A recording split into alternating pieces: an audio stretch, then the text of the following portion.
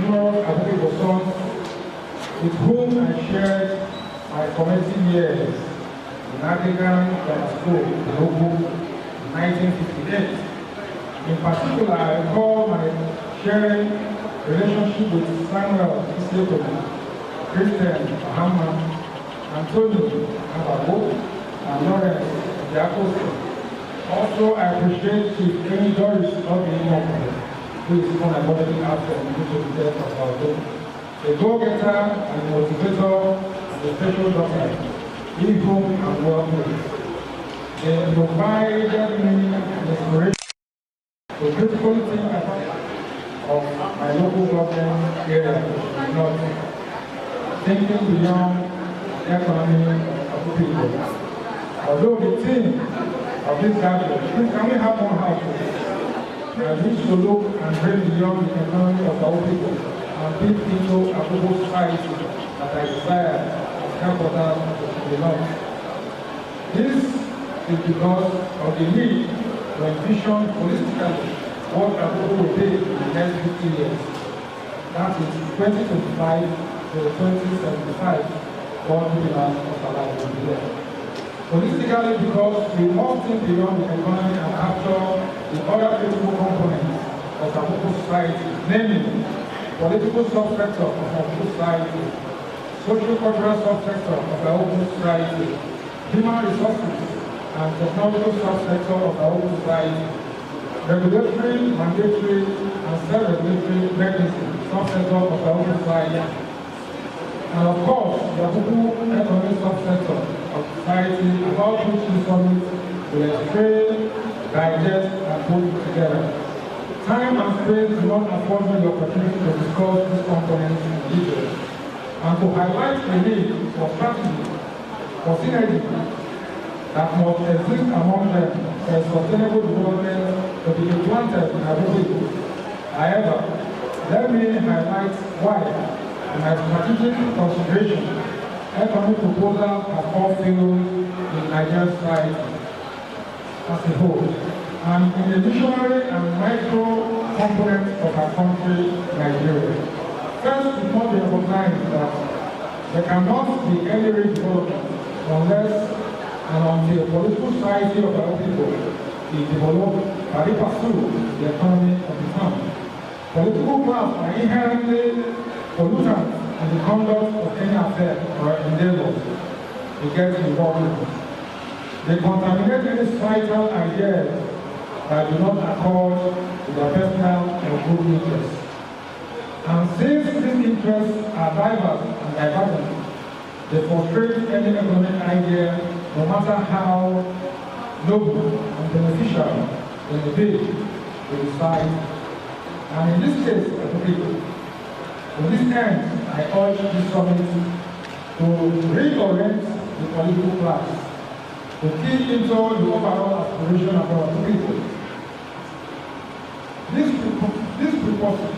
presupposes that India must develop a long-term strategic direction for the town by addressing this problem. What will Akuku as a society be in the next 50 years, 2025? I tag this as Akuku societal aspiration. Secondly, what endeavor the citizens of Akuku engage in so that societal aspiration by 2075 will come true. I tag this as Akuku societal vision. What philosophies, core values, must Akuku adopt all through the developmental horizon of 50 years? Secondly, it also must be realized that economic plans that are not rooted in social harmony are dead on arrival. Without proper bonding and binding by the individuals of our people, I have my doubts concerning the successful implementation of the outcomes of this summit. To this end, I wish to draw your attention to the Belize besieging towns in the north, in particular, and Delta State of Germany. It pertains to land grabbing, the issue of land grabbing and the authority. I hope this summit will address the fundamentals that give rise to land grabbing which in turn tears man and family apart. Thirdly, it needs to be emphasized that the major aspect of our people is the human resource. That running idea that we must factor in human resource acquisition, development and deployment, directed at the aspiration of India people. It will, at best, be regarded as good on paper. Proper human resources development must address the question as follows. Where are people's sons and daughters today? What are they doing? What will they be doing in 2030, 2040, 2050, 2060, 2070, and 2075? A good question.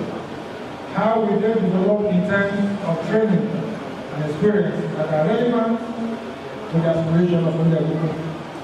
How will they be developed locally, statewide, nationwide, and globally, so that the aspiration of India people are not jeopardized or compromised? Finally, I want to say that nothing is worse than economic growth that does not develop local regulatory mechanisms. By regulatory mechanism, I mean both the mandatory regulation by government in Nigeria and self-regulation by the traditional means such as traditional values, customs, traditions, and conventions. In conclusion, I urge this summit to take a larger perspective of development. Real development, as distinct from growth, does not permit quick fixes. Accordingly, I urge you to increase your horizon so that our children will look forward to better Akuku people. Develop hope in what the town will offer to them in the future. And above all, keep that hope alive. Thank you for listening. A body that is infected is cancerous, and that cancer affects everything in it. So, Akuku in Nigeria has the same cancer. I beg your silence, please. Just 15 minutes only. So, Akuku in Nigeria also enjoys the benefit or disadvantage of the cancer that affects Nigeria. So that is one of the challenges that affects Akuku today. In the whole, so like I was saying, Akuku being part of Nigeria suffers from whatever ailments that affects Nigeria. So we know today in Nigeria has problems. We go through life doing the same thing every day, in and out, but we don't follow modernization. Modernization does not happen in Nigeria at all. If you have an emergency today, in modern world, you have an ambulance to take you to the hospital. There are different technologies that can assist you in so many things. Nigeria does not do that, and so it's the same in Akuku. So we are here today in the summit for 2024. A summit means we've got to the height of something. So we've got to the height of the old ways of how we do things. Now, how are we going to take Nigeria and Akuku forward to the new summit? Hopefully, when we gather here next time, hopefully maybe in this stuff, we'll have better report to show that we have reached the summit of technological improvement in Nigeria. Like I said, technology affects everything. So the economic development in Akuku, security and peace, there is a lot of technology that is missing. Let's start from the end of it. Peace. The good thing with technology is all of us have had the opportunity to be on social media. I know a lot of Akuku people without ever being here. I have them all over my Facebook, all over the WhatsApp platform, all of them. So we use it. Now what I would beg of us, what challenges us is when we come on these platforms, we are against each other. We fight ourselves to death in battle. You say one thing, somebody disagrees, somebody has a different opinion, then we fight through it. So that's one of our challenges. We never like to get along. That energy which we address to ourselves, we need to address it to outsiders, not inside. We need to come as one and fight outsiders. Today we have anyone who is coming here to take our land. They even have made themselves a king in our own land. So you can imagine, our peace is not secure because we are not at peace with each other. So the first thing we need to do is address that peace. We had a peace initiative yesterday And hopefully, that will be a new beginning to take us to the new summit, where in unison, we will move directly forward. Now, with that said, the next thing now becomes security. How are we going to use this lack of technology in Akuku to improve our security here? We need to bring security operators that are modern, that will allow Akuku people to be able to secure our land and our lives and livelihood in this country.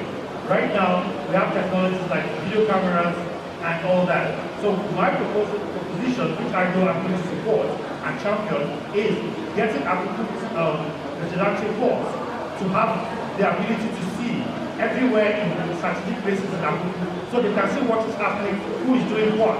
You can't just come somewhere and assassinate somebody in the open and get away with it and nobody saw you. That has to stop. So we're going to employ technology in every way possible, and that I can guarantee you I will champion.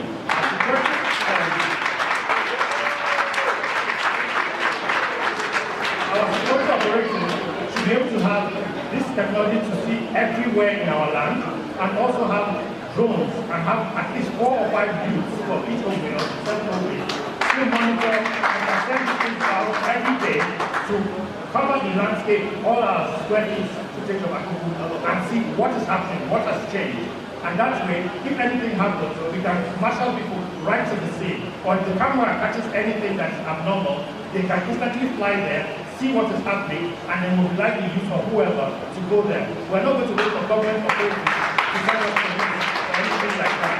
We are going to have to police ourselves. So that takes care of the security. Hopefully it will work. The next one is economic development. Just like Nigeria, we produce so much, but we add no value to what we produce.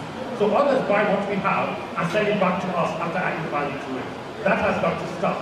We are going to have to learn how, when we produce cassava, we should be able to turn it to gari. Sell gari, we should be selling gari.